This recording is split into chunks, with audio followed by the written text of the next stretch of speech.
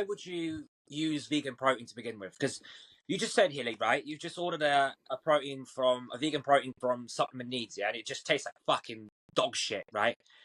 So, what's the point, or why would someone want to use a vegan protein? So, unless you're a vegan. So if you can't get away with dairy, then you need to look at other sources. So you've got beef isolate or you've got vegan. So vegan would be, so you've got the both. The only concern with beef isolate, I can use beef isolate in the off season. The only concern is it comes from gelatin or something. So some people say it's not worth using, other people do. But several of my clients have used it for years, as have I, and it's been fine. But that would be the main reason. So for instance, for me, because of my digestive issues, even if I use like a hydro whey or a, like Jordan's super fine isolate that is literally one of the best on the market, or I've even used Pepto Pro hydrolyzed whey that are pre-digested. When I track my bowel movements, even if I use them over a week, my bowel movements start to slow and cause me issues. And obviously I'm a rare case, but for a lot of people that can't get away with dairy, so that would be the main reason. The secondary reason is, in reality, especially like the Trained by JP Vegan, it has a great profile in terms of where the sources are coming from. So you are getting a good range of amino acids and some vitamins and minerals in there. So it's you could argue it's actually giving you a better overall food source than just having whey. Because is it better? Is the amino acid profile better or as good? No, it's pretty. Right. He's mixed different proteins, different protein types, so it's very close. But whey is about as good as it gets in terms of amino acid profile. I remember chatting to Dan Bastic, and he was, because he went on a fucking craze about vegan proteins, and he was like, I'm trying every fucking vegan protein. I'm like, why? And obviously he said it's about digestion, which I thought it was anyway, because his digestion's probably one of the worst of anyone I fucking know.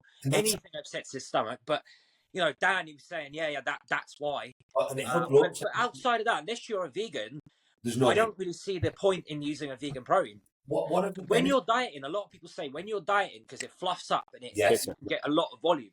Well, you've seen on my Instagram, I can literally make the Trained by JP stuff, and not all of them do this. Some of them go gash.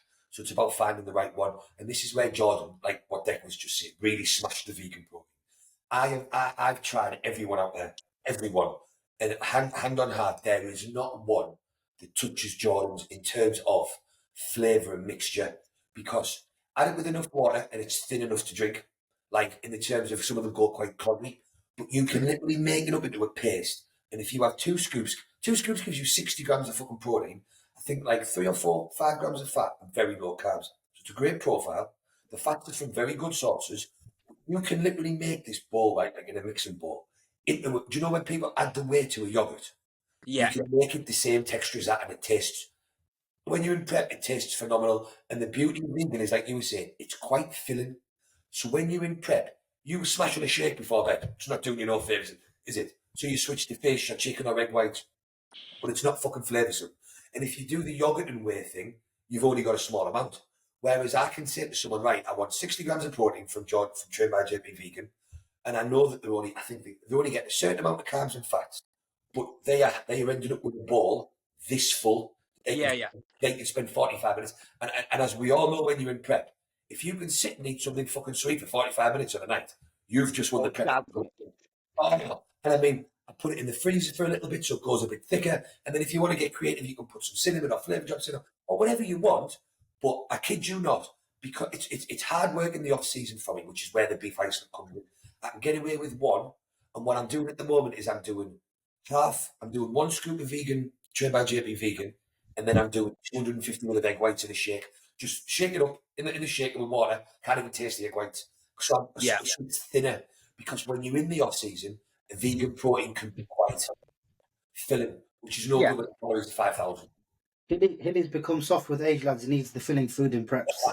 You know what's sad though? You remember in like 2020 when everyone became depressed, and then 2021 everyone got anxiety? It's like, I swear with my clients, it's more of a fad more than anything now that people can't eat protein or take whey protein. It's fucking weird. It's like, it seems to be every other person I speak to nowadays, or client I get a check in, they have an issue with whey protein. It's so foreign to me because I just don't have any problems with any of it at all. No, I bro. think that's a lot. Like I've always said that, right? I still just use the Perform Whey. Why? Mm. I just like it. You know, Yeah, it tastes it good, yeah. digests it. For me, I've had no fucking issues with it ever, so I just keep using it. Mate, But I find. Go on. Go on, Riz. I find when you keep using the same protein for myself, my stomach gets a bit fucked up. So I just rotate JP's 1 month, then I use IsoSurge 1 month, and I just keep rotating it like that. I went. The sweeteners. I ran out of Perform- protein. Like I had to go to B&M and I bought what was Or you it? didn't buy that like Mars or what or Snickers. Applied What nutrition. is it called, Days? Muscle Mousse. Oh yeah. Right, it fucking tastes peak. It's like it's chocolate honeycomb flavour. It tastes like fucking crunchy chocolate bars. Oof. And it's thick as fuck. It's like it goes up like the vegan one. It costs like 14 quid. I used to get one. I don't know, Synthesis or something. It was made, and it had little cookie pieces in. Oh, Yeah. In that like Same with the mutant. in that red tube. It's like a Yeah. red tub, innit? Yeah. I think The best one was the IGF-1 by USN. Yeah, Bad boy. I think a lot of people just overthink the digestive thing, and I say that because me and Riz spent a lot of time creating a issue, overthinking digestion. Because I've got issues, I was then, oh no, this is wrong, oh no, and I'm overanalyzing everything. And I remember my dad saying to me, Peter, you do know, right? He said, like, I had a factory with, and factories abroad with hundreds of people working for me. And you could guarantee at least one person every day would have a stomach problem to some extent. He said, are you sure you just don't have a bad stomach this week, mate? And I was like, you're probably fucking right, mate. Yeah. Because you, in this game, you do become easily overthought, don't you, about things. Have any of you seen those like weird yakisoba noodle things? They're like clear. They're in a pack and they're Yeah. I just had a packet. They're 14 calories per packet. I had it with my chicken and rice. The bowl of food I eat is just like fucking big. It's literally massive. Like the fibre ones, they're like more fibre than anything else. I'm not sure they're like see-through, but the calories are like there's 0 fat in them. There's like Yeah. 2.8 gram of carbs and 14 calories per a packet of them. They fucked up my stomach. Did they? They're fucking horrid, bro. I'll see I've how I never shit even tonight. tried that because I just think, nah, what the fuck is in that? Do you know what I mean? Yeah, and mate, they look like they're like fucking see-through as well. They look like fucking apes. It's a bit like when people are like, oh yeah, I just eat cauliflower rice. I'm like, what? I've Mate, used that stuff, bro, I've eaten that stuff. If you want to shit and fart for days, that is what you need to eat. It's disgusting. It's all just fibre, and that's why there's nothing in it really. Because with fibre, for every gram of fibre, your body uses the same calories to break it down. So that's why it's more calorie free. So if something's got 10 grams of fucking fibre in it, it takes the same amount of calories in your body. That's why broccoli and green veg is negative fucking calories, really. Do you know what I mean? So that's the positive of it. And again, like when I was with prep, I was mixing. I was allowed 100 grams of fucking rice. I was having 100 grams of cooked rice and 50 grams of cauliflower, and it bulks your meal out. Yeah. When your food's low, it's a fucking godsend. Yeah. Yeah, I think when people start to take the piss with it though, Yes. that's when, because especially in prep, people are like, oh well, that cauliflower rice, I won't even count it. So they don't even count it. They just like do it every fucking meal. I had a client before, Frenchie, he's one of my good mates, and he does everything extreme. That's why the kid's 20 fucking stone. He's got used to swim, his genetics are off it. But he ate that much broccoli because he's got an appetite like you wouldn't fucking believe, this kid, right? He ate that much broccoli when prep we did, he turned his shit green. I was like, how much are you eating, son? Yeah, nah. I don't know. See, I tried every single whey protein at one point, yeah. Every single brand, bro. Fucking hell. What you because my bowel ain't getting better. I just could learn to accept my bowel just moves a lot. And that's just how it is. Doesn't matter what the fuck I do, I'm gonna have 4 shit today, and that's just how it is. I can't change it. What you drinking? Can't change it. I am drinking Frangelico. Oh, nice. Have you had it What's before? that? No, I haven't. I've seen it though. I'll bring you a bottle, right? When we train, I'll bring you a bottle. So it's like, do you know you get amaretto, which is obviously almonds? It's like a spirit. Yeah. Frangelico, hazelnuts. Oh, mate, absolutely off it straight. Just like Dangerous that stuff because it tastes so good that you swig it, and then 4 minutes later you're paralytic. Oh, you can drink the full bottle. Yeah. It's the same with that the Jack Daniel's honey. Yes. Bro, that stuff is so sweet. You look back at the bottle and it's empty, and then you can't stand up. Yeah. Everybody I've given some of this to taste. Orders it. You should get it off Amazon for like 17 quid a bottle. It's not even expensive. It's about 25%. It's just something nice to drink. It's not going to knock 7 chains out of you. Yeah. What have we got tonight? Have we got questions or are we doing topics? we didn't put any questions up, did we? Listen to. I thought you did, Chuds. I thought you put oh, was that your tattoo one? That was that one. Yeah. You don't think I'm last time, Chuds? Nah, because when I change back, and because you only get one account, you see. So when you reset the account, it just wipes everything off. Okay. Shall we cover a topic about how you approach? When is the best time to utilize Clen, T3, and the fat burning drugs in a prep? That's not a bad one. Yeah. Copied Ryan Rhino's podcast, Wanker shit podcast. What did he say? I don't know. Let you lot answer it. I've watched it. Well, they're all different, innit? So T3 and Clen, it's not like under the like people are like, oh, I start dieting, so day one T3, T4, Clen, this, that, the other, Yohimbine. It's like they all have their place, but they're all coming in a different stage. They're not just like, it's not like day one start all of them, and I think that's what a lot of people do. Yeah, I get Clen in straight away simply because if I can start initiating fat loss while keeping food the same, that's kind of what I'm trying to do. But T3, I try not to use it to a degree. Like when there's obvious signs like metabolism stalling, that's when I'll introduce it. But I think T3 has a quite a detrimental effect on my look. Like it flattens me off pretty quickly. I think so. I'm pretty cautious when I use it with clients. But Clen, I'll get in very early. The problem, I don't like Yohimbine. Like for me personally, it holds water. I've seen it with clients as well. It makes them hold water, and it's kind of hard to judge. Then, being cynical, is I don't know if they're cheating on their diet, if they've done something off, or if it's the Yohimbine that's creating that kind of film of fluid. So I tend not to use Yohimbine just so I can see what's going on all the way through it. I don't think it's that great fat burning. With the T3, I'm kind of the opposite. I kind of think right from the start, and I like past 25. I don't really go past 25. I'm like, right, we'll set T3 at 25, 100 T4, and we'll just keep it there the whole time. Yep. That's kind of how I've always done it. It's not really a right or wrong answer. Like, no. I suppose it depends on like how fat you're starting, or how lean you're starting. Like, if you're starting on really high food, you probably don't need to do that. But like for me, I'm like, right, that's started from the start of the diet, and then you carry on through to the end. And that makes sense. The other thing as well is it just depends on your train of thought with the drugs, I think, and there's not a right or wrong, because for me there's one argument is keep food higher and use the drugs earlier, because if you can, my thought pattern would be if you can keep food as high as possible, that's more nutrients going into the machine. If you can then have a more workforce, a faster turnover, that allows your satiety to be fuller, so you're not hungry. It allows more nutrients to be metabolized, which then means that you, in theory, should be able to hold on to more muscle. Do you know, instead of the more you pull food down, the more you risk performance coming down and losing muscle, so to speak. You know, just put that out there as like a by the by. So if we can say we start prep on 3,500 calories or a normal diet, if we can lose fat for 4, 5, or 6 weeks through bringing in fat burners and keep food higher for longer, arguably that should be better for muscle and performance maintaining, so to speak.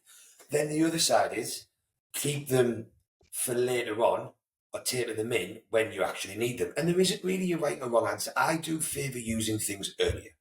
And with Clen, I will always have in from the start because, again, I would rather put a drug in and get the drug to burn calories. And I'm the same with cardio. I would rather drive cardio up, drive drugs up, keep food where it's at for as long as possible, because the more fuel you have, the more protein synthesis has, the amino acids it needs, the more glycogen your gym efficiencies have. In theory, the more fuel you can keep in your machine, the better your machine will perform for longer. So I would rather use other things before I start pulling food away. And then there's an argument, and you can go around in circles with all this shit, I suppose, can you? With T3, there's 2 arguments. One is, do you save it for later on when it's needed? Because like Dex says, it can flatten you off, it can affect performance. Or, like Chudley very rightly says, do you have a baseline in from the start? So say, on average, when I see someone's blood work on 25 micrograms of T3, it tends to put them between 5 and 6 at the top end of the day, right? So why, if you put that in as a safety measure, you know someone's thyroid is running optimally from the start. T3 improves protein synthesis, T3 helps burn fat. So again, your food can stay the same. And then also as we diet, our T3 levels naturally reduce, some people more so than others. So why run the risk of pushing the diet and having to drive food down and output up and risk then your thyroid getting slower when actually you can just have 1 tablet in there per day and you know for sure that your thyroid will stay set. Yeah. And then you can manipulate these as you go. And again, there isn't a right or wrong. For me, I usually use T3 all the time. AJ didn't. I didn't touch any fucking T3 in my prep at all. I kept waiting for him to put it in. He just never did. He said I've got an hand, but I just never did. And that's the first time, apart from my first prep, I think I've never used it. So none of these drugs are needed. I think, as what you said before, Shirley, it depends on how fat are you from the start? How long have you got to diet? Because if someone comes to you and they're like Sam did to me last year, Hilly, any chance we can do a show in 10 weeks? You best believe everything's going in and the food's coming down. Yeah, and that's just yeah.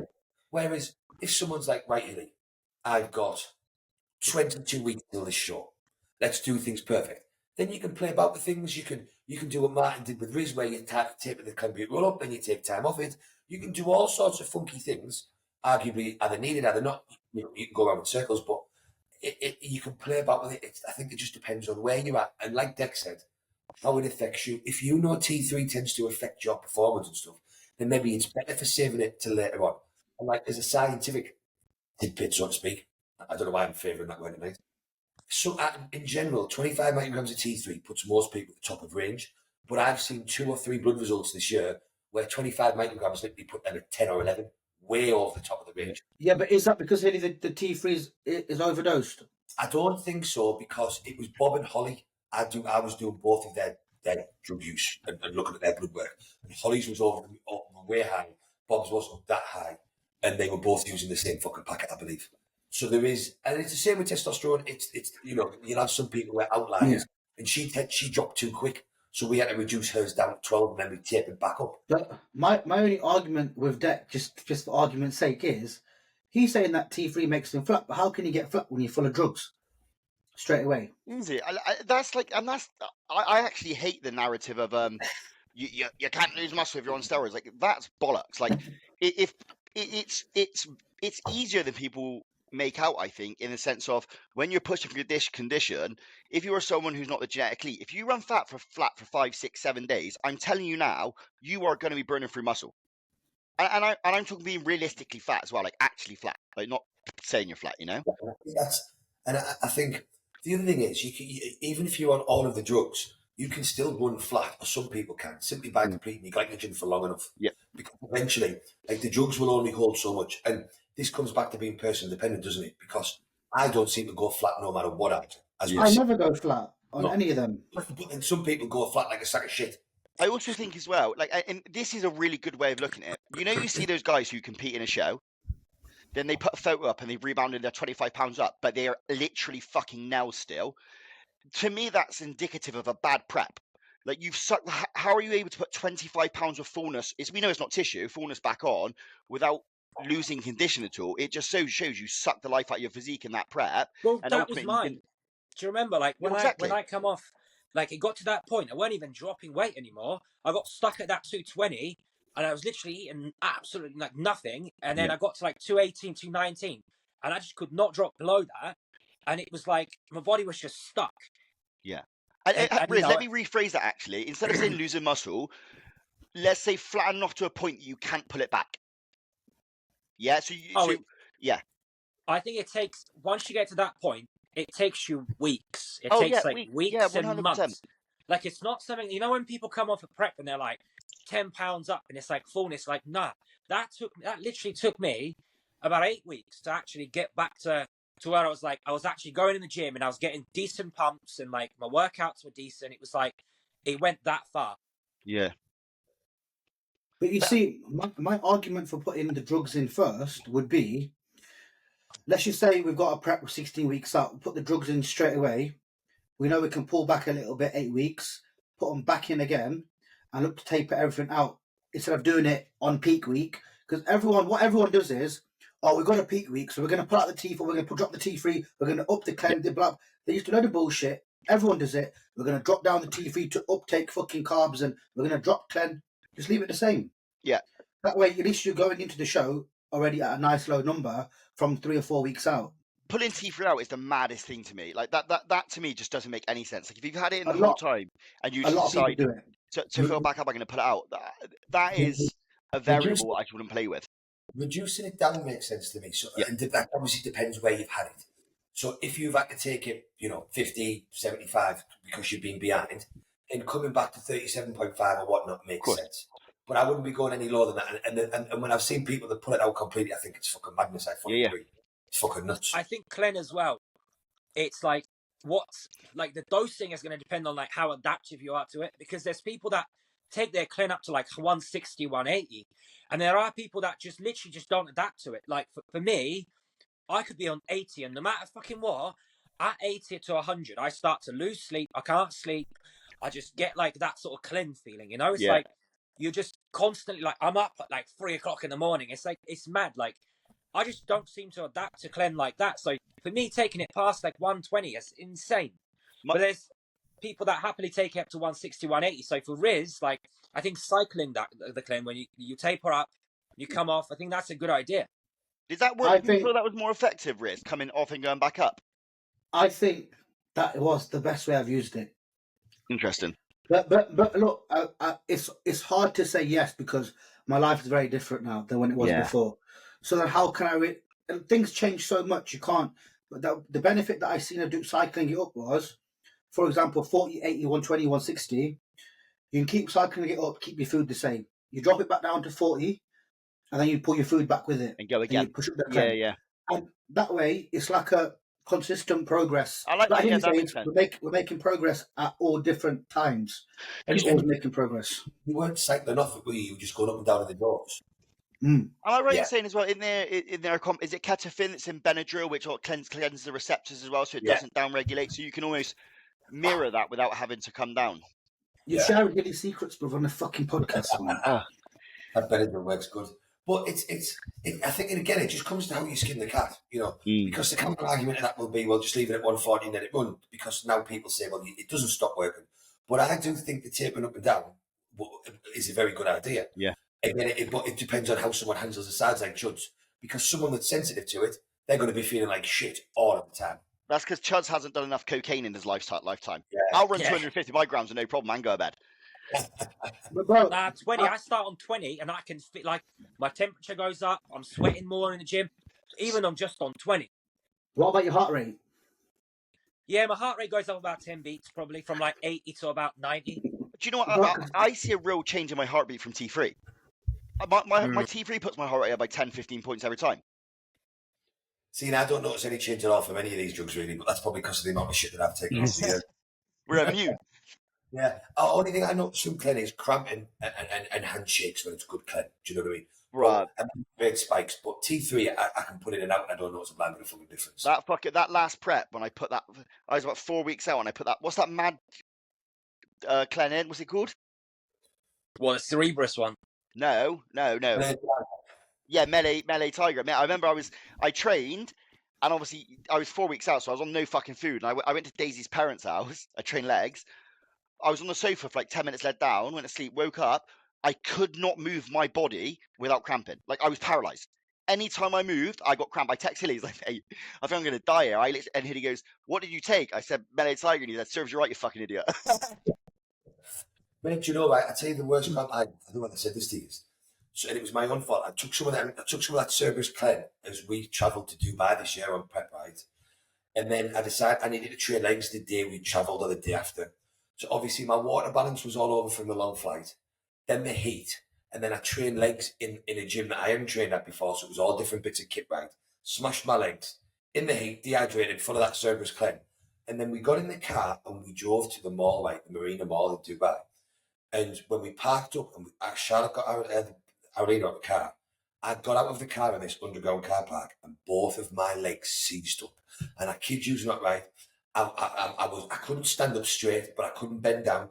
I was like hobbling about, right? It must have been 60 degrees in this fucking car park, sweating, dying. Arlena's looking at me, crying her eyes out. I had to open the boot of the car and like try and sit in the boot of the car and massage my legs because I couldn't wait there. I honestly, I thought I was going to have to get a fucking ambulance. It was horrendous. What's the worst cramp you've ever had, Chuds? Huh? The worst cramp you've ever had?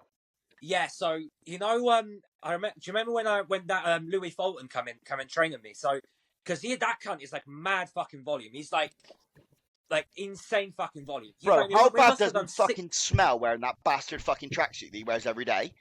Mate, we must have done about 40 sets, like 45 sets, like for fucking legs, like quads. And then I leave mine, and I'm meant to meet my mate for food like at night. So I drive down like in the car park. It's all good. I come out, and exactly what Hilly says. My legs just cramp, and I start feeling it like on the way there. I'm like, oh, my legs are starting to cramp a little bit, mate. That was the worst fucking cramp. I got out of the car, my legs just like literally just like seized. I could not even fucking like you can't bend, you can't straighten it, you can't do fuck all. And mate, in the middle of the fucking car park, I was like sat down, like almost like that, like laying on the fucking floor, on the fucking ground. People are walking past, looking at me like, what the fuck is wrong with this cunt? Mate, that was the worst. And it took about 10 minutes for him to start to kind of like... Awful. All that time, my mate sat in the fucking restaurant, like, because it's like, literally like fucking 10 meters away. I messaged him, I'm like, mate, I'm just on the fucking ground, just like fucking cramping. It's like... But I had, when I was on prep last, I highly have muffins in pre-workout. So I went to Costa and I was running late. So I went into the drive-thru in Costa, got 2 muffins and drove to the gym and started eating my muffins. So I stuck like half of it in my mouth as I'm driving. And this part of my mouth cramped. Mate, I have never experienced pain like that. My whole face was just frozen. I cramped here. I was screaming, trying not to choke. Daisy's thinking I'm dying, trying not to crash the fucking car. Mate, it was an absolute fucking madness. But it stayed for like 5 minutes. I couldn't get out. I think that one's right. Yeah. You know when you yawn and it comes and you're Yeah, like, yeah. oh. Mad. I got it. Do you want to? I train abs. I get cramp anyway, even on like no Clen. Yeah. So I have to use loads of electrolytes when I train. It does help. Bro, when you're in prep and you start cramping up loads in your abs, I call it the gunshot. Yeah, it's doing the fucking thing, and my ab cramped up. I thought, fuck it, I'll keep going. Did it again. But I couldn't pick my bag up off the floor because I kept cramping, yeah. And I goes to the girl, I goes, can you give me my bag, please? She goes, you fucking what? I go, can you give me my bag, please? I goes, my stomach's really hurting. And she was like, she's like, fuck off. It looks mad as well, doesn't it? When your abs are cramping as well, you can see it. It like pins up in your stomach. It looks fucking odd as hell, yeah. Yeah, in one area. I always get it in the top left side. I don't know why. But yeah, I think with that, so that's T3, Clen. We're at T4. People, I think we're having for people that compete at a high level, I think they're having all of the time. Yeah. And simply because the way I see it is, it doesn't seem to have any negative effect on TSH levels or the long-term thyroid health. And T4 converts to T3. So it's not shutting the thyroid down. It's just, if anything, enhancing our rate of conversion from T4 to T3. So it's almost like using a testosterone booster, but off for your thyroid. I just think that's a healthier way of making sure your thyroid is working as optimally as possible. I think T4 year round makes a lot of sense. Loads of sense. Because think about it, you're blasting loads of food off season, you're putting your body under pressure. Like people say about insulin and stuff, right? I think it makes sense to keep it in year round. Why not T3 year round then? We know that it restores fairly quickly your natural production of thyroid when you come off it. It's very rare you see where there's permanent detriment to your own thyroid from taking T3. I read that Alex Keekle study because he uses T3 in the off season to improve protein synthesis or metabolizing protein. So why wouldn't we just use T3 rather than T4? I did. Sorry, go on, Riz. I've tried when me and Hilly were working together about 2-3 years ago. We did T3 1 year, and it wasn't the same, bro. I didn't like the way I looked or felt. Really? On the T4, I feel a lot more leveled. Yeah. Maybe just my head. I don't know. Yeah. I ran T3 for a while continuously. Scott Stevenson was a fan of it. He had running 25 milligrams a year out of protein synthesis. But what I found was when I came off everything, my thyroid rebounded to about where the T3 was putting me anyway. So for me, it didn't sort of make any sense to have it there. And then the other thing is, the more I went into real HRT clinics, like real thyroid replacement clinics, they some of the literature, they were saying that over time the body can become accustomed to it, so you need a little bit more to get the same sort of response. So for me, if that is the case, it made sense to save that for prep and use the T4 in the off season. But I think that's my justification for it. But I think that if someone wanted, and with certain people, I do keep T3 in. Someone like that, Sam's food is ridiculously high. We need all of the benefits we can to help him metabolize food. But then sometimes you can be shooting yourself in the foot, because obviously if you're locking your metabolism and your thyroid up and you're burning off more calories, you're going to then need more food, so it could potentially be counterproductive as well, I suppose. But Hilly, when you're using lots of growth and you're eating lots of food, doesn't your natural thyroid downregulate anyway? Well, your T4 downregulates, so then your conversion, which is why the year-round T4 makes sense. So from my understanding, growth hormone depletes T4 levels, and obviously if our T4 levels are low, then the conversion of T4 to T3. So that's why I think, in general, T4 is a quite logical thing to have all of the time, and then T3 is the benefit of bringing it in when you go into a diet. Whereas obviously if you're already if your body is used to sitting at where it's at 25 micrograms, you're instantly going to need to bump it up from there when you move it again. I was watching the podcast, the Think Big Bodybuilding one with Skip Hill and that. Yeah. Oh, okay. That's my favourite one, and they mentioned a lot of guys up in States. Andrew Berry, is that his name? Yeah. He mentioned a lot of guys up States use 200 plus T4 in preps. He goes, it's not unheard of. And he goes, a lot of them swear by that. That Andrew Berry, he bangs the drugs. He's a good at experiment. Like, I suppose in a safe way, he's really good at experimenting on himself, and he has a good way of articulating like the positive or negative effects those drugs have had on him. Well, something that I keep seeing is quite a variance in response to people's blood work on T4. In general, I find 100 micrograms of T4 tends to put people between 18 and 22. But over and over again, I see a lot of people still only set at 14 or 15. So I wonder if just some people do need more. Yeah. Because the reason I've never really go higher than 100, 150, and it's very rare I go 150, is from what I've read, once you've maximised your conversion rate, more T4 won't give you shit. Yeah. So like the four of us here, we could all take 100 micrograms of T4, or we could all take 200. We would all only synthesize or transfer, however it's phrased, so much T4 into T3. And from what I sort of gathered, and I could be wrong, was that once that's maxed out, you can take jacking your T4 wherever the fuck you want it to go, but you're not going to end up with any more T3, so it just becomes wasted. But I think, like, when you look at the way the NHS prescribes T4, they'll measure that by kilos. So they'll say, right, you weigh 50 kilos, you got to use 1.5, so you will put you on 75 mcgs, right? That's the way they do it. That's the way it's done with the NHS. So it does make sense if you're 120 kilo bodybuilder, you weigh 260, well, you do need 200 micrograms of T4, you know? But don't forget, the only reason they do that is because in medical literature, the only way they can dose these drugs is by weight. Yeah. So really what we should, if they had the time or the want, you would give someone 100 micrograms, you would then check where the blood work is, and then you would bump it up to 50 later on. But the NHS don't do that. Like my mum gets prescribed T4, and I think she gets checked. I think they check hers maybe every 3 or 4 years, and they couldn't give two sort of thing. Where really, it would be ideal to say to everybody, right, we'll use the figures that Chudley said for the medical research first. So us four all get, a certain amount, and then we will check your bloods in 6 weeks, check your bloods in 12 weeks, see where that puts you, and we'll manipulate your dose and we'll check again. But the NHS don't want to do all those checks, so they just stick with the amount of kilo. The other thing is, the low dose tablets, I think, are 25, so they'll only ever go 75, 100, 125, 150. Because this year this year gone, it was the first time I did 150 T4, and I did see a big benefit, to be honest, in my fat loss from that point onwards. It seemed that the weight just started coming off very, very quick. That's just obviously my 8 grams of L-carnitine a day.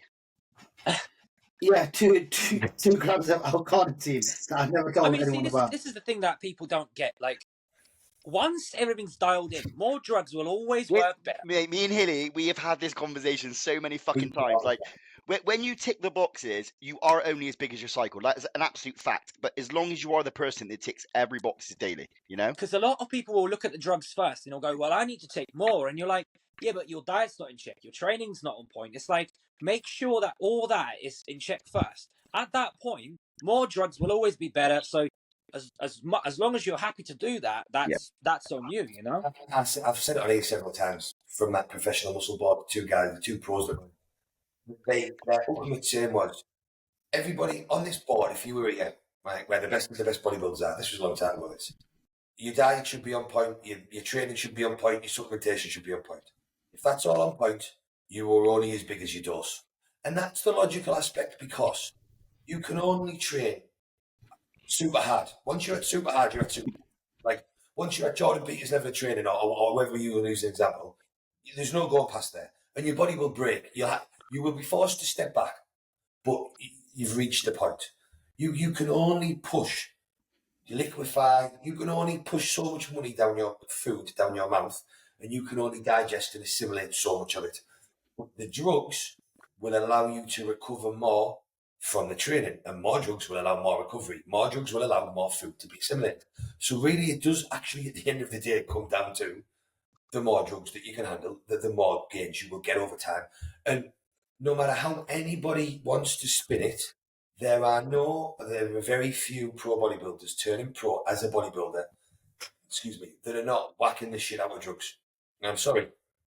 Every top UK bodybuilder, you've only got to go certain places to find out their cycles, and this is recent ones, and this is going back 10 years, 15 years.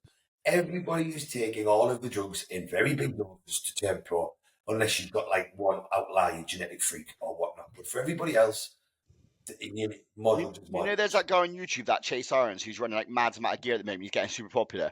But even he said, like, because he did like a seminar and there were a few doctors and stuff, and kind of they supported him in the sense of, we reviewed his blood work, like he is literally healthy, like he's not lying, like his body is running optimally. But even he says, what's hilarious is you will think like I'm the odd one out here. This is commonplace. He's like, the cycles I'm running, the second I started putting on social media and Instagram, I had X pro in my DMs, this pro in my DMs, that pro in my DMs, saying they're running the same dosages, but they're getting these negative effects, all that sort of stuff. I think, especially in the UK bodybuilders now, they're getting worse for it. Like, I'm not going to mention any names, but some of the big guys in the UK, like saying the maximum dose they're on of testosterone is 400 meg. It's just absolute bullshit. Like, it's not true. It's categorically not true. I think if they're going to do that, so someone like, say, for example, someone like James Hollingsworth, he's always saying that, right? And that's fine. But he does also say that I didn't used to do that. No. James admits he's used all of the drugs. Yeah, and this is the thing, right? You got someone like Diasha who just says, "Yeah, I'll just take Trenier year round, and I take like 100 mega oxys and stuff like that." And that's fine. I think the people that say that now that are like, "Oh yeah, 400 meg," it's like, yeah, but you've pretty much built all your muscle now, and you're just refining. Yeah, I agree. So that's different to the ones to the likes of us. That one, we don't have the genetics, and two, we haven't built the muscle yet. You can't say that to people, like, and he obviously says that. He's like, look, I've done everything, so... One of the reasons that I work with AJ, isn't it, lads, is so that we could see what AJ does. But AJ is, in my opinion, one of the better coaches in the world. Agreed. He has also worked with some of the coaches that may be slightly above him. He trained with Jay Cutler for like years when Jay Cutler was winning his fucking Olympics. So that bank of fucking knowledge there. And he's never had my test below 750 apart for the last 4 weeks of prep. He was happy to take it at 900. He put my tread at 600 mg during fucking prep. Like, there was no pussying about the doses. There was no babyifying. And that is me at my level. Do you know what I mean? So it's like, if you've only got to go on Jordan's forum to see what Kuba and Jimmy Tonk and everybody else and Jordan are using, like, you're talking multiple grams of different stuff to get their pro cards. And then if we go to what AJ is telling me, it blows my mind that you can get this information and see what these guys did. And everybody aspires to be like these guys. And then you've got other coaches being like, oh no, you don't need this. And the only caveat to this I want to put is, like Broderick Chavez, who I always refer to, because he's very good. He doesn't believe in taking your test over 3 or 4 mg. But that doesn't mean that he likes low dose fucking cycles. That just means that he likes to jack up the other more anabolic dose. Yep. So let's not mistake that by when he preaches low drugs, because I don't believe he fucking does. And I know Matt Tofton is very friendly with him and talks to him, and Matt Tofton's drug use is not fucking low. And Matt, you know what I mean? So I just think that all of the people that you would want to listen to or read about, Jordan, Kuba, James, Jamie Johill, fucking Broderick Chavez, Matt Tofton, you can go on Jordan's forum and see what all of those guys did, and you can find out other ones. None of them were using low doses. And then you've got top coaches out there that will put stuff out. And then people just want to, I think it's human nature, isn't it? People just want to gravitate to the one guy that says, oh, well, you only need this amount. Like, as if it makes them feel better, or as if they can get away with it. And it's like, no, you fucking can't. Yeah, obviously, there is Ronnie Coleman that could turn pro, fucking natural. And there's the classic guy that trains in Ultraflex. I think he got his classic pro card natural. That kid trains in my gym. His arms are Oh, Give it a that man. boo, yeah. And I got the return pro natural. That kid's genetics and arms are nuts. But for the rest of us mere mortals, it is really a game of start where you need to start and then build up. Make sure everything else is perfect. And then once you get to a certain point, you are over time going to need more drugs. I think with the coaching scene, it's just like a trend. Yeah. So like you go through a stage where people are like, high dose this, you take this, you take that, as much of it as possible, and then they're like, right, okay, so that's that's time to change it now. So they'll go, well, now let's just change it to like, I don't know, primo and no test, and it's like, I'm actually sick of it, trend. man. I can't even bring myself to like watch these reels anymore. I'd rather just watch dogs and goats like eat fucking fruit or something. Like I can't deal with these fucking spastics anymore. They kill me. It's more so that I can't believe that other people can't see what I see. Sorry to be negative and moany, but it's just like I don't understand how other people can't see like how quickly they change the narrative and then go back on what they said 3 months ago. It blows my mind. I think people are just impressionable, that's just... That's the right word, Chuds. I think people want to be impressionable as well. Like, people love to play the victim, don't they? Or be, like, vulnerable. Like, they want to attach themselves to people they can, like, look up to or aspire to be. And that's just kind of the way it fucking is in this day and age. Hey, do you know what it is, bro? Do you want to know some big news, boys? Go on. I shared Justin Compton's post. He's just my friend now, so we're basically best mates. He followed me on Instagram. He's come around for tea. I'm going to be massive. I reckon we should just make this like the fat loss drugs 101. Yeah, because we've kind of gone that way. So fasted cardio only or post workout? What do we think? Do we think there's a benefit to fasted cardio? I think so. I think you need to do it when you got the time. I think it depends what you're trying to do. I think if you're trying to get to that point where like you want to get absolutely peeled, I think fasted cardio works so much better. And that's not just like science will say that's not the case, but we all know if you go and do fasted cardio in the fucking morning, it just works fucking better. Yeah. But that's why I'm going to back up myself. That's why training late at night makes sense, because you want your fasted cardio to be as further away as possible from your training session as you possibly can for the most optimal I agree with you, Riz. I don't disagree that training late's bad for you. It's just your half reps I think it's terrible. Listen. I'll tell you what I did with the fasted cardio years ago. So I had some clients that were doing their cardio post-workout or in the PM. And two were in prep and some were lifestyle clients. And all I did is move their cardio from where it was to fasted. Didn't change anything else. And everybody's weight loss picked up or started moving forward again when they had stalled. So for me, anecdotally, I truly believe that fasted cardio is better. Now, that doesn't necessarily mean I think that the cardio session in itself, and I think this is where the confusion comes. They rig someone up to a machine during fasted cardio and during PM cardio. And what they're saying is there is no difference in fat burning or calorie burning during those periods. Correct. Fact. What I think then is not expanded on, or what people for some reason can't get their head around is the other potential benefits that come with the fasted cardio. So, like we said, you will burn more calories post cardio than you would have done if you were sat on your ass. So if you've got a cardio session in the morning where you're burning more calories during the session, and then for the hours following, potentially, that is going to enhance your fat loss more over the day than if you just did it all at training. Then I think that we know that if you do fasted cardio in the morning, it's driving your blood glucose levels lower. So is that improving your insulin sensitivity, which is therefore making your whole day more favoured towards fat loss? I think then there's a huge benefit to the change it makes in your mindset. If you got up on a morning, did your cardio, you feel better about your day, you've started it right, you were more inclined to adhere for lifestyle clients, yada, yada, yada. I just think every bodybuilder on the planet here is always and is doing fasted cardio, so the science doesn't mean fuck all for me. What if we do cardio directly before bed, yeah? Just hear me out. We do cardio directly before bed, and then what we do is we take our growth and go to sleep. And then we're going to wake up in the morning with elevated blood glucose, yeah, from the growth, and we're going to do more cardio again. And this way, technically, you're going to be ahead of everyone, right? Well, this is the thing. So one of the science nerds, the big coaches in the UK, posted a study about this. And like I read it for 4 minutes and switched it off. It was based on fucking footballers.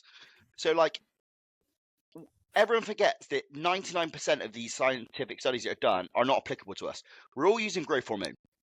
We're all using Clen. We're all using Yohimbine. We're all using L-carnitine.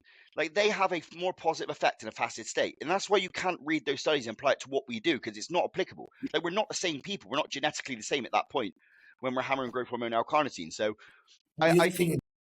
Sorry, just to touch on what you're saying there, Dick. The other thing is, taking football players that are metabolically and cardiovascularly trained to a high level means that you're never going to see a variance between when they do their cardio, because their bodies are trained to perform a certain way.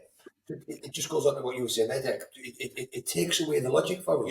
Yeah. And it's easier to apply more logic to it, isn't it? Because if we're trying to sustain that fat loss or lower blood glucose period for whilst we're on prep, you ultimately could remove carbs then from meal one. So you're in that almost fasted state for a longer period of time. So it's more applicable to us. You lose that if your cardio is post-workout, you know? I think also some of the drugs, take your L-carnitine, your Yohimbine, all of that stuff. That does work better on a fasted state. It just does. Like your Yohimbine, see, I wish I could get on with it, because I've never gone on with it. No matter what, I'll try it. I've even gone as low as 2.5 meg. It just doesn't really agree with me. So, I wish it did, because it works well. When I use it, it works well. I won't notice anything from Yohimbine personally. Never have. It just makes me hot, and I don't like being hot. I don't feel any difference from it. I don't notice any difference in fat loss. I feel as if I haven't taken it. It just fucking not. Bro, I took 10 mgs of Yohimbine and I felt like I was in a fucking different world, bro. I was lethargic as fuck. I felt like shit. My stomach went to this shit. I felt like I was on edge, bro. Hilly, when you first drop a pill, when you get that come up point where you get hot and sweaty, that's what I get. I get that rush of heat. I'm like, oh no, it's coming. Oh no, it's killing. See, I get on cardio, I'm sweating buckets. And when I come off, it's almost like, it's weird. Like, you take your top off and it's soaked, and it's almost like you could see yourself getting leaner. Where that's just because you've lost a lot more water or whatever. But I'm like, fuck me, I could just, in that cardio session, I can just see myself leaner. But I tell you what, I didn't have any of my supplements for the past 5 days. So I was doing cardio without the L-carnitine. But I put it back in this morning and I was fucking pissing with sweat again. It's ridiculous, the difference it made. And obviously it's easy to see because I didn't have it for 4 days. I was sweating, but just nowhere near as much. Put it back in this morning, I was just dripping. Yeah. I was going to say, do you know, for a prep setting, for bodybuilders, I think cardio in the morning is king. But I think for lifestyle, I've realised with a lot of my lifestyle clients, as soon as I put the cardio in at night, they're less stressed. They go to work less rushed. Yeah. And they generally just lose weight better. Whether that's purely down to stress, and then now going, I'm not going to wake up half an hour early. I'm not going to rush or drop my kids off to school. I can take my time. It's good for them. Post-workout. I think post-workout's fine for a lifestyle. That's what I do with all my lifestyle guides. But I think for especially for bodybuilders, you've got more energy in the morning. So even if you say we train differently to lifestyle, right? So when you're training, you're fucked. The last thing you want to do is fucking cardio. Do you know what I mean? The last thing I want to do is fucking cardio post-workout. I just want to finish the fucking session and go fucking home. I'm a little bit sick. When you're asking the prep and you get forced hypo from the post-training cardio, I kind of like that one. What I do now is I give my clients, I say, listen, to the ones who are lifestyle, right, you got 40 minutes cardio, do it when you want. Yeah. Yeah? Yeah. If you want to split it. If you want to do it in the evening, do it in the evening. It's up to you. I generally get the best feedback for that.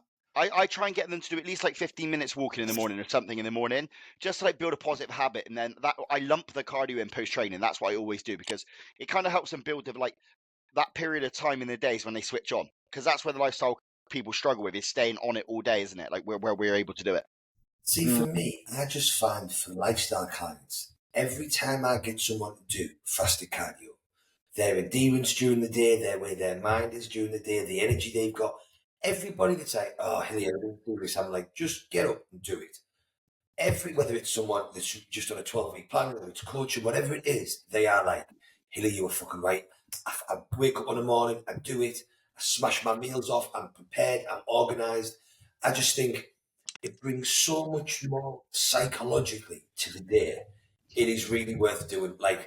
Not so much over the fat and whatnot, but I just think, in my experience, it tends to make people feel so much better and more organised. Even my mates, one of my good mates, Danny, he was like, Hilly, I'm slacking on my cardio because the weather's awfully simple. As soon as I slack on my cardio, I'm busy at work, and my whole days just seem to slack. I'm saying, So he got one of those indoor, the treadmills that slide under your bed. They're brilliant. Oh, and he's like, he said, I can't believe it's the best thing ever. He said, because exactly like you said, if I get up and I do my cardio, I nail all my meals, my mind feels better, I'm awake, I'm motivated. He said, I just feel as if I've hit the box in the way I go. And I'm very much the same. If I don't get up and do cardio, I feel like I'm fucking lazy. And everything's just a bit slower and slacker. Mate, those little pull-out treadmills. So my old man, he's a big lump. We were trying to get him in shape, we give a diet plan, we bought him one of those things. And I didn't realise how fast those fucking things go. So he's on it, and it's got like a little controller you do that with. And he's like, oh, look how fast he go, Dad. He went full speed, fucking flipped, did a 360 on his ass. He's never been on it again since. Finley, when you were in prep this year gone, it was this year, wasn't it? Yeah. How much was your cardio split? What was the max? 74 hours a day, zero carbs. Bro, I was on 90 minutes in the morning and then half an hour post-workout. 90 minutes in the morning? It went to 90 and then 45. Oh, fuck that, bro. Stairmaster. Fuck that. At the stairs. At the start, yeah. And then it got to the point where I started to put the rest of the cardio on the cross trainer. Fuck that. I've never done more than 60 minutes on weight in my I'm entire. surprised my legs didn't waste away, because my legs were actually, that was the only thing that was left off me on fucking stage. Talking of fucking cardio, so I was watching a podcast with like Milos and like Dorian Yates around the table. I think it was at Olympia, and Dorian was like, "Look, he's just not that good. You just need to get him in shape, basically, because he didn't win." And Milos was like, "Oh, we can't push him anymore. He's on like no fucking food. He's doing like 90 minutes of cardio, all this sort of stuff." Then the following week, I'm watching his fucking YouTube. Mate, that son of a bitch's cardio is like a Sunday stroll. He's like on his phone, texting on like speed 2, no incline, just chilling. No wonder he's not fucking peeled out his brains. Mental. But, bro, some people they haven't got the integrity to push that far, bro.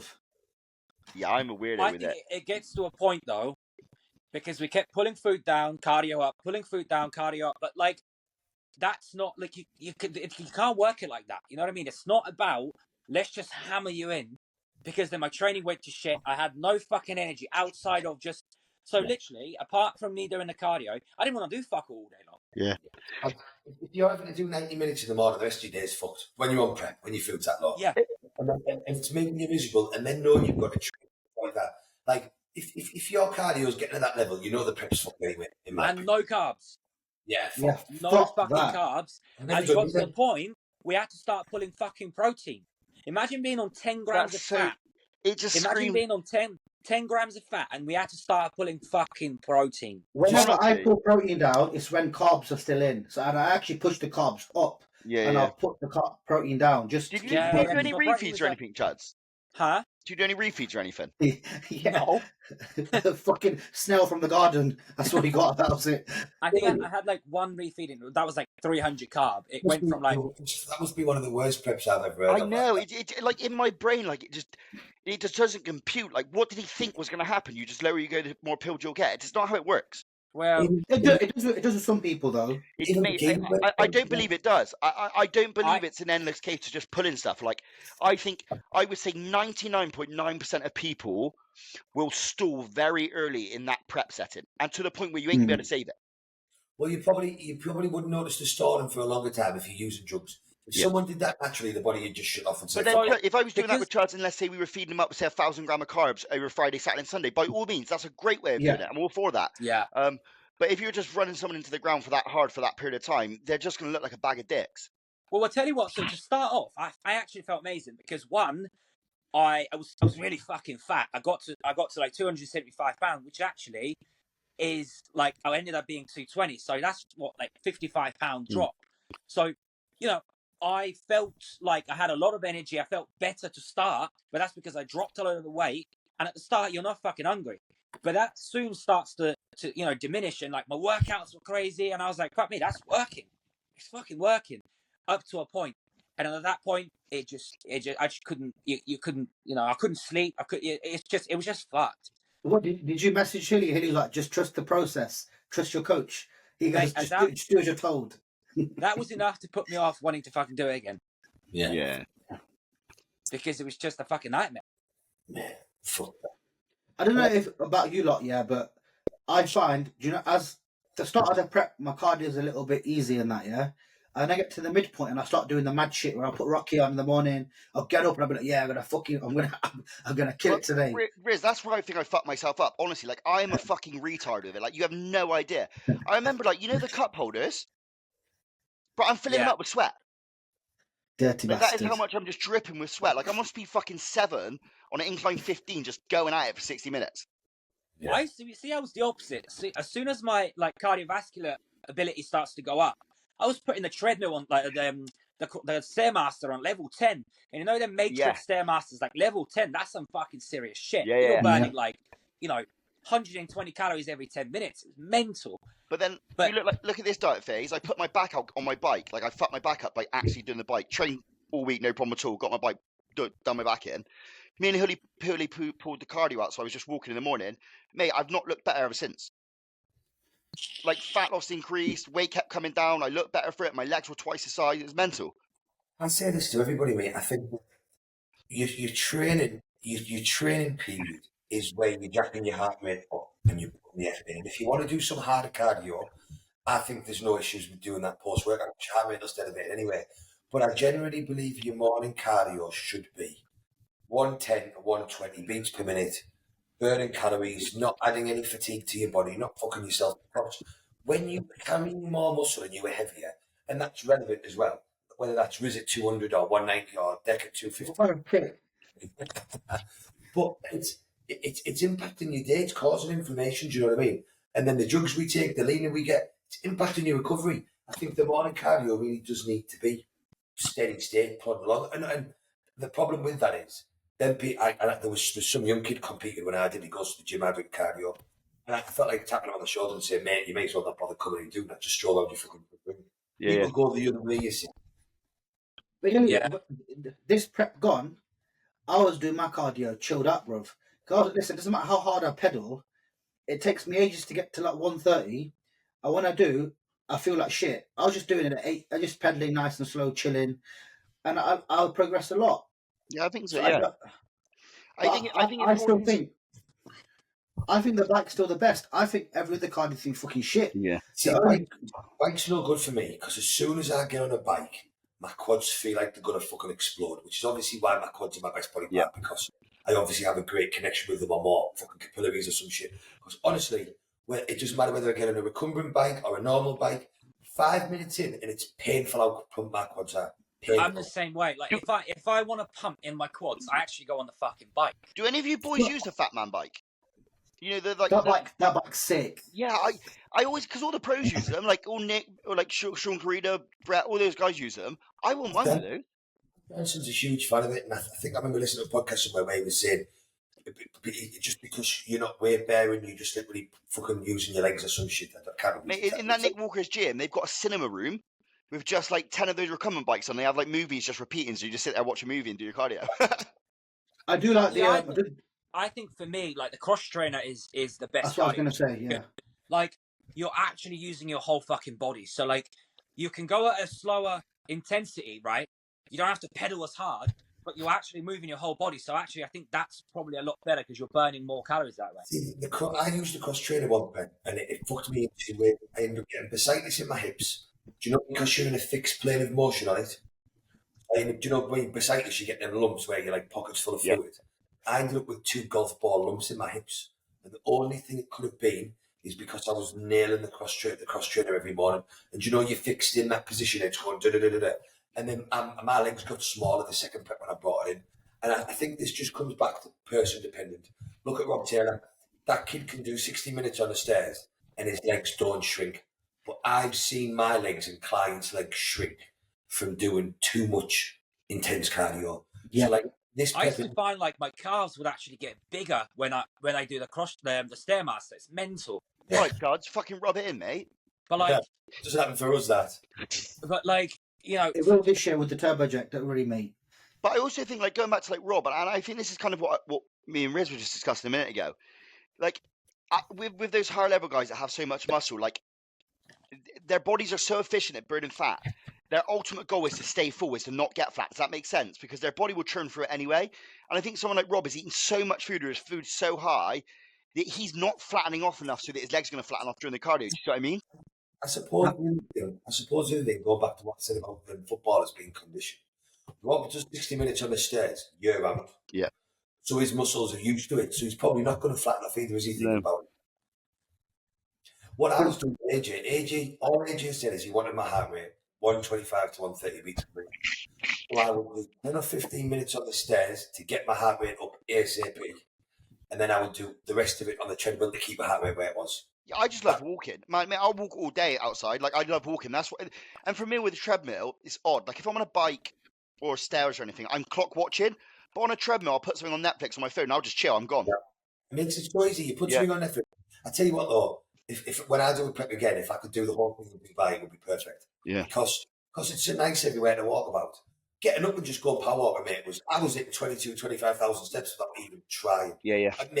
My AJ ended up having to give me more high days and more high days. He reduced my cardio down because the fat was just whipping off me because I was just walking under the heat everywhere. And then the heat cramped my fucking appetite. The one thing I wanted to say was, you were talking about preps and stuff. What I've been doing recently, a lot of clients is, like a lot of people, they're like, oh, if you're prepping, let's say we start on 10 minutes of cardio, work up to 60 minutes, and people are like, right, we need to just keep pushing it. Or what I do with a lot of them is I just fully zero it out again. Let's say we've dropped 10 kilos, we're on 60 minutes. I'll drop it all completely out and I'll start back on 10.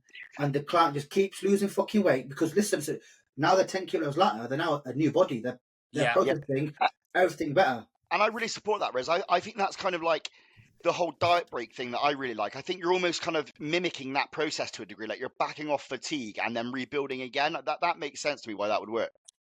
Yeah, and often, like I had one girl client go, I need you to eat a little bit more food. We're dropping too much weight. She goes, nah. I literally upped the food. She dropped weight, and then the next week I pulled the cardio. We dropped weight again, and it's just been consistent ever since. I saw that in the last prep. Me and Hilly, there was a couple of weeks where my body was being weird and I was holding water. It was the only 2 weeks I did drop weight. Every time we refeed on a weekend, I drop 2-3 pounds every week without fail. Yeah. The second we don't do that and have that spike of food, my body just stores. It's weird. But that's just that understanding. Like I said, people like what I had with my prep with Louis, it was more like, let's just push. And it's like, well, actually, your body's going to tell you to fuck off at one point. So you can't, you know what I mean? Exactly that. Like when we started out, I was 275. By the point we got to the point where we had to pull back, I was maybe 230, 230. Well, you can't treat the body the same way as back when you're 40 pounds fatter. It's like, it doesn't work the same way. No. I think if you're like someone who's experienced, like all of us here, you see a client, you can already see the signs before it's going to hit that wall, right? And you pull back 2 weeks before. You just do it, and you think, right, if I can do it right now, I can pull the fatigue now before they're fully fucked. We're going to save a lot of time in the long run. That's the way that I look at it. Anyone who's going to a prep for the first time, like the key variable we need to understand is protect training at all costs. Feedback to your coach the second that starts decreasing, strength drop, performance drops, because that is the primary factor that you need to protect so that you look good on stage. Because I have no doubt, Charles, half of your prep you felt like shit and training was shit. Training was shit. Training was exactly. fucking garbage. Maybe, like I said to you, when I got to that point when I was like maybe like 235, at that point, which is maybe like 10 weeks in, not 10 weeks in, because fuck me, my whole prep was like 14, 15 weeks. So like maybe 6 weeks in, halfway through, my training went to shit. Yeah, fuck that. My training only goes shit like 2 weeks out. And that's where like the higher food comes in, because like where me and Hilly would put the food in, what would happen is I get an amazing pull day, amazing push day, and an amazing leg day. I'd deplete from that point. The next 3 were shit, then I'd feed up again. Does that make sense? But I'll tell you what though, if you get past the point where you just feel too fucking shit, 1 day of refeed ain't gonna do fuck all. No. Like you at that, if you get like what Riz was saying, pull back before you get to that point. Because if you let yourself get to that point and even past, which I did, you need a fucking weeks. But I think the issue is, right? Do you know, just timing it? That's what people can't do. They don't time shit. And they've got no scale. They're just going with it. I get it. Weekly check-ins are good, but you've got to have a bit of fucking mapping out in your head of what you're going to do. But even like we'll put an off-plan meal in 2,000 gram card days. I'm only up £4. Like it shows like how flat you're on. It's not like I'm going up 10, 15. Like I get baffled when I see some of these kids post after their refeeds. They're up like £15. If I saw that on the scale, I'd shit myself. I'd be terrified. Yeah. So fat loss then. We've covered Clen, T3, T4, Yohimbine. Crashing estrogen. I think towards the end. And one thing I want to say as well is, Deck, what you said about the last thing about the thing is, you lot and us lot here, we're all going to feedback honestly. You're going to have people who are fat, greedy bastards, messaging, oh, Hilly, I'm really flat. Oh, I'm really sad. Hilly's going to be like, fuck off. You're lying. Yeah. I'll tell you what, you say we feedback honestly, but I didn't feedback honestly because she'll be like, how do you feel? I'm like, I feel fine. Mate, I never forget. There was about 4 weeks out. Hilly texted me, "You're right, son. Your replies are real quiet." I was like, "Yeah, I'm fine." Mate, I was fucking suffering. I just, it's just what we do. It's just natural, isn't it? You just think I can suffer and get my head I was down. talking to Ryan, and Ryan was like, "How are you feeling?" I'm like, "Mate, I feel like fucking death." I said, "I feel like fucking shit." And I told him what we're doing, and he's like, "Mate, that's completely wrong. You should be doing something else." Yeah. And he's like, "Why don't you just tell Lou and just say how you feel?" I'm like, "Nah." I said, "He'll be fine. He'll be fine." That's And the he's worst like- thing. I've done it as well, man. We've all done it. But it's And it's like, experience, you isn't don't it? wanna- Like, I've done 2 shows. Like, I'm not supposed to get it right. Like, it's experience over time. It's all it's going to take. Like, these good bodybuilders you see now in the UK, they're doing 20, 30, 40 fucking shows, man. Like, do you know what I mean? See, going to the topic of shows, yeah. So I was talking to Dee the other day, and I goes, right. So a lot of young lads. Let's say I'm 30 now. I'm going to be 30 in March. Fucking out old, yeah. So imagine now I do 1 show a year. That's me doing 10 shows when I'm 40. By the time I'm 40, Yeah. that's a bit shit in my opinion. Yeah. Well, I can think, right, if I can do 2 or 3 shows, that's 30 shows. That's a lot more rebound. And I think once you get it, like let's use Chuz as an example. He had a shit prep, shit show, didn't want to do it again. I think when you nail it, you get better at it over time. That's where those 2, 3, 4, 5 shows a year become possible because you enjoy the process. Like, you don't have to suffer as much. It's not You a know fucking what's grueling going to task. happen. It's Exactly. not even just the suffering. It's more the fact that you can't physically do it. Yeah. So, like, for me, I had 4 shows planned, right? I got to the first, and even at that point, Ryan was like, you probably need another 4 weeks to actually get to that condition you need. I'm like, bro, I pull what? I said, what can I even pull out? I can't pull my food lower. I can't do more cardio. I can't take more drugs. What is there I can change? Take crystal meth. In the next 4 weeks to actually get in shape. And he's like, well, that's obviously the fact that the prep was done wrong. But in the sense of, like, you get yourself to that point where you are 4 weeks out and maybe you do like a warm-up show, 3-week out condition. And then you carry on and you get better and better and better. But like you know, I did that first show and I was like, I couldn't even imagine doing another show. No fucking way. I think your prep was right at the beginning. It's the start was good, and I think then after 4 weeks, whatever happened, you went to the shit. That's where you should have been. I never would have put it. I would never would have gone 0 carbs and all the cardio from the start. I was on like 4,900 calories or something on a non-training day, and like about 5.5, 5.7 or whatever on a training day, and we dropped to 2.5 just like that. Day 1 of prep, 2.5. Really? Yeah. That's what I finished my prep on, bro. And then the week after that, 2.3, and then it went 1,900. The first move fucked you from the get-go. That's why I like Kuba's approach with this as well. And as much as some of the stuff does my fucking head in that he says, I really agree with his like methodology of the whole diet break. Like it's a pre-prep, which we all know works. It's kind of like prep, get the majority of the shit off, get in a comfortable position, get training back to where it was in the off season, fill back up a little bit, then dig in for the prep, you know, or the show. And I think that's fine if you just live and breathe bodybuilding, if you want to be like that all year long. Yes. But if you don't, because most of us don't want to be like that. You don't want to be a slave to like the lifestyle that he promotes. I don't want to do that. Like, you know, because I've had friends that down here that train and that were coached by him, and he'll be like, you can't have an off-plan meal, or he'll get funny with him like about people having off-plan meals. I don't see that as a sustainable. No, I agree. Especially as someone who's an amateur and he's doing a fucking PCA fucking novice. Do you know what I mean? It's not really a way to. Don't forget as well, though. No, I don't see anybody else at the top of the game doing that. Like Johnson's clients are in prep and they're in prep. Boss of Outlaw's clients are in prep, they're in prep. Like, it does work. It's a clever way of doing it. But I don't think that if everything else is on the money, it brings about a better end result than doing it. Yeah. And I think that the trade-off is exactly what you say, Chudley. Even for people at a very high level, they'll be getting stick as fuck of that. Like, look at Fired, however you pronounce it.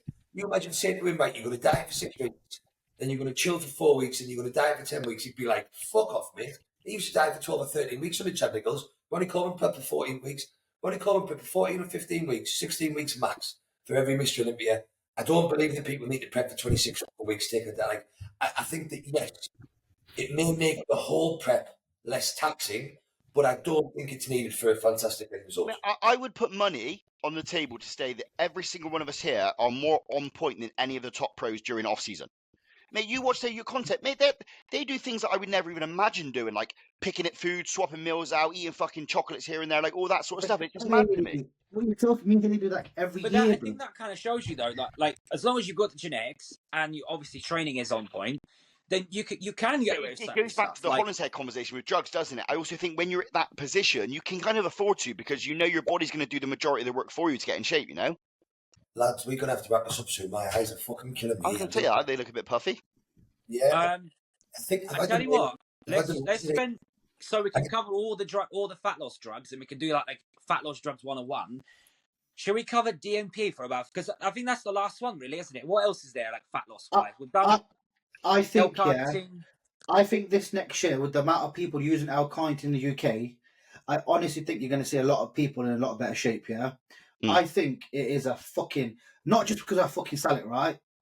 I genuinely fucking think. Yeah, I went to Ryan. I went, listen, bro, I sponsor you. I goes, it's free for you, so use what you fucking want. I wouldn't just give you my money, would I?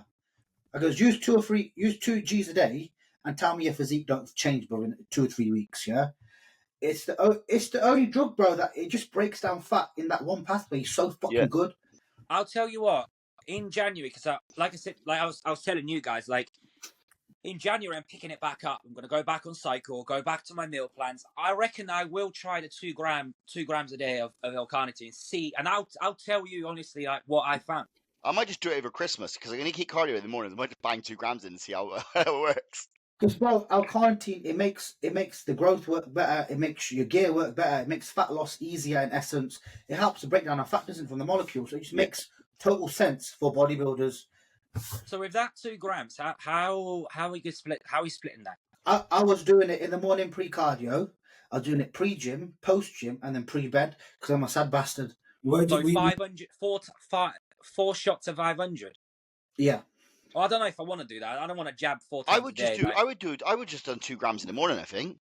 What I would do is I would do so much injection and so much oral acetyl L-carnitine. Yeah, I was doing that on top as well. You know that, don't you? Yeah. There's no way on this earth I'd be injecting 5 ml of L-carnitine a day on top of everything else. You'll get sick of that shit sharpish.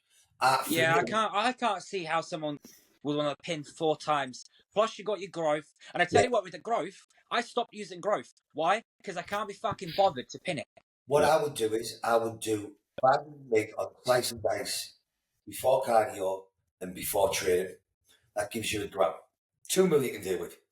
And then I would get acetyl L-carnitine because that's got a 40 or 50% bioavailability. So it's 50. So it's not as good as the injectable, and it's not hitting you as hard. So then I would do another gram of that. I would do another 2 grams of that on top. So you're getting about 800 milligrams potentially from the oral, and you definitely get 1,000 from the injectable. I wouldn't mind a gram pre and a gram post workout. I wouldn't mind doing that. So 2 ml and 2 ml. Yeah. Fuck that. I'll be looking into some studies on that. Like you mentioned, the acetyl yeah, that works very well. But the one that works better is L-carnitine tartrate. Yeah, that one works. I'll be using it every morning in off season alongside my injectable just to see the difference. Do a gram per ml L-carnitine? Yeah, it's going to be more expensive, but obviously it's for a different purpose. I've been talking to the guy who does it. It's possible. You can do 600 quite easily. It increases the cost. It makes it splits that kilo of raw powder unevenly, doesn't it? 500 fits quite nicely. Hence why people do 250 because it fits nicely. Are you at risk of PIP though when it gets on those higher dosages as well? I would say so, therefore. I think at a gram it will sit, but you want 100% have to pin that deep inside the tissue. Yeah.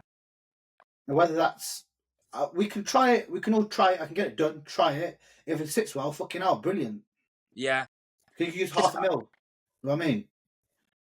Well, yeah, because you could do it like, it's going to cost more, but you're getting it lasts you longer. Just put in a 25 ml vial, couldn't you? You just take half the dose, same amount. Yeah, that's right. Yeah. Yeah. Yeah. All right, chaps.